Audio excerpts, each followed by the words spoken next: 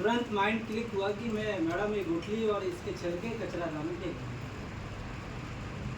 उस मैडम ने 6ठी क्लास के बच्चे को गले से लगा। फिर आधा घंटे बाद पिताजी वहाँ से निकलने की तैयारी करते हैं। मैं हॉस्टल में रह गया और पिताजी जब मुड़े तो आंखों से आंसू। फिर मैंने सोचा कि आज तक मैंने पिताजी को रोते नहीं देखा, लेकिन 6ठी क्लास में छोड़ने के बाद ये क्यों रो रहे। फिर जब हम लोग अभी वर्तमान में जब क्लासमेट वीडियो कॉल पे चर्चा करते हैं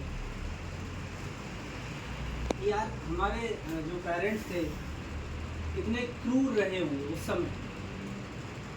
क्लास 5th में जब बच्चा छोटा है उसको दूर छोड़ दिया, जब हम लोग खुद माँ बाप बने तब इस बात का एहसास हुआ कि उन्होंने भी हमसे ज़्यादा कष्ट दिए। बच्चे को बाहर छोड़ना, उस समय वो मजबूत हो के छोड़ दिए। आज हम सफल होते हैं, बच्चे हो जाते हैं, इस रोल में आते हैं कि पिताजी बनते हैं माँ बाप। तो बच्चों के भविष्य के लिए इतना कष्ट सहना, उस समय बच्चे को लगता है कि माँ बाप क्रूर है, डांटते हैं, बाहर छोड़ देते हैं। लेकिन जब आप खुद उस रोल में आते हैं तो एहसास होता है कि नहीं, उन्होंने भी ऐसा ही दुख झेला हुआ, तब जा कर के इस मुकाम पे पहुँचे बच्चे। तो आज इस यहाँ पर प्रांगण में जो सब लोग इकट्ठे हुए, इस चीज़ से मैं रिलेट कर रहा हूँ कि दुख सिर्फ ऐसा नहीं कि आप लोगों को है, मेरे को भी है। बाकी सख्त और मजबूत बनाने के लिए जो परिस्थितियाँ आती हैं उसका सामना करना चाहिए, नहीं तो कहीं ना कहीं हम कमज़ोर रह जाते हैं। तो आप लोगों के यहाँ पर जो मैंने 5-6 साल में ऑब्जर्व किया, हाँ और ना में जो अंतर मैं समझाने की कोशिश करता रहा। खाना खाया सर, भूख लगी है, ये चलता है। स्पष्ट हो जाओ। खाना खाया, यस सर। भूख लगी है, नो सर। ऐसा नहीं। यदि आप स्पष्ट होते जाएंगे तो आपकी जो मन में दुविधा रहती ना, अभी जैसे प्रवीण ने बोला कि कुछ बोलो, मन में सबके मन में है कुछ ना कुछ मेरे को अपनी भावनाएं व्यक्त करनी है, लेकिन ये पड़ोस में बैठा हुआ क्या सोचेगा, ये बाद में इस रूम से बाहर निकल के खिल्ली उड़ाएगा। इस चक्कर में हम अपना खुद का विकास रोक लेते हैं। जो मेरा प्रैक्टिकल अनुभव है वही है। बाकी हुनर की यदि बात करें तो भारत क्या विश्व के किसी भी कोने में देखें, प्रत्येक इंसान दूसरे से अलग है कि नहीं? क्या आपका थंब इम्प्रेशन किसी और से मिलेगा? नहीं मिलेगा। लोग बोलते हैं आपकी शक्ल के एक जैसे 7 लोग और घूम रहे हैं, लेकिन कभी नहीं टकराए। तो विश्व में जितने इंसान है सब अलग हैं, हुनर सबके पास है।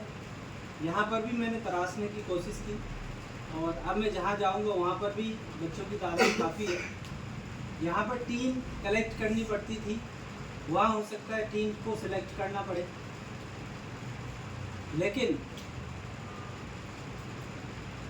हमारी डिक्शनरी में एन फॉर नेस्ट अपन ने पढ़ा है घोंसला, और जब से मैं नवोदय पढ़ा तब से एन फॉर नवोदय हो गया। नवोदय का प्रोडक्ट किसी भी परिस्थिति में समझौता नहीं करता। समझौता मतलब नदी जैसी बह रही है तो, या सूरज बोल दे कि इधर से उगता है, नहीं उगता है तो मना ही करेगा। ऐसा नहीं कि भैया इधर से उगता है। ऐसी कई बार परिस्थितियां बनती हैं और बहुत रगड़ खाने के बाद यहाँ तक आया। ज़रूरत पड़ी तो वहाँ से भी मैं कहीं और भी चला जा सकता हूँ, लेकिन कुछ चीज़ें हैं जिनके साथ समझौता नहीं करना सीखा और ना नवोदय ने सिखाया। और विशेष तौर पे ज़रूरत है कि हम अपने कंफर्ट जोन से बाहर नहीं आ पाते, कई बार समझौता कर लेते हैं, कि यार ऐसा चल रहा है तो चलना है। फिर इसके लिए कुछ त्याग करना पड़े या कुछ करना पड़े तो करना चाहिए, क्योंकि वर्तमान में युवाओं की तादाद बहुत है और युवाओं ने यदि सही से बेड़ा नहीं उठाया इस भारत के भविष्य का तो बहुत बुरी स्थिति हो जाएगी। तो आपके मन में जो चीज़ चल रही है उसको एक्सप्रेस करना सीखो और ये वाली जो दुविधा वाली बात है उसको दूर करना सीखो। किसी भी प्रकार की मदद आपको जब भी लगे, I am available any time anywhere. थोड़ा सा दूरी है लेकिन ऑनलाइन आजकल बहुत सारी सुविधाएं हैं, Google Meet, WhatsApp call, normal call तो है ही। मैं कोशिश करूँगा कि किसी भी प्रकार की समस्या को उसको कैसे सामना करें, कैसे उससे बाहर निकलें और आप एक अच्छा प्रॉब्लम सॉल्वर बने। बहुत सारी समस्या आती है, उससे कैसे बाहर निकलना है, ये मेरे मन में था कि यात्रा कहाँ से शुरू होती है और कहाँ ख़त्म होगी।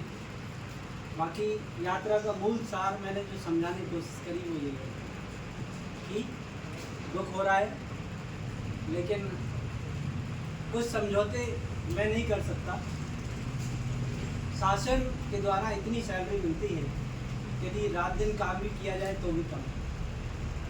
तो मैं उम्मीद करता हूँ आने वाले टाइम में आप लोग इस महाविद्यालय का, इस एरिया का नाम ऊपर करेंगे, बड़े बड़े पदों पर जाएंगे।